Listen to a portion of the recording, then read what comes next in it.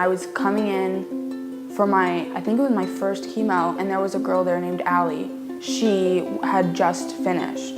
And I just sat in a room and talked with her, and I was scared out of my mind, but she calmed me down and she told me what was about to happen to me, and I knew I just had to accept it. But she made it sound like it wasn't that bad because she had gone through it, and if she could do it, I knew that I could do it. It was heartwarming to know that there were other people, not just this scary nurses and doctors coming in with tubes and needles.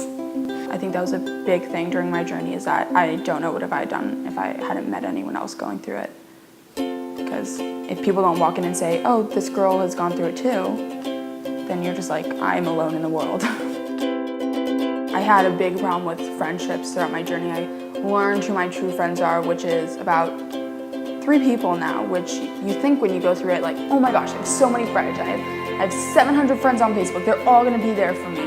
And even on my tennis team, I was best friends with the whole team, and maybe one person texted me once, and it was a really hard lesson to learn because I felt like I was doing something wrong. I actually stayed through school throughout my whole treatment. I finished 5 classes so I could graduate with my class. So I finished sophomore year during treatment, went to school in my wheelchair, no hair, beanie on my head, and just went with it. And people didn't recognize me.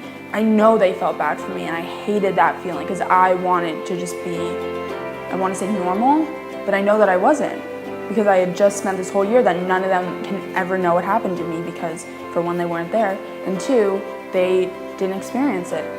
And so it was really hard being there, but I knew that I would be mad at myself if I hadn't gone to school and gotten out of the house.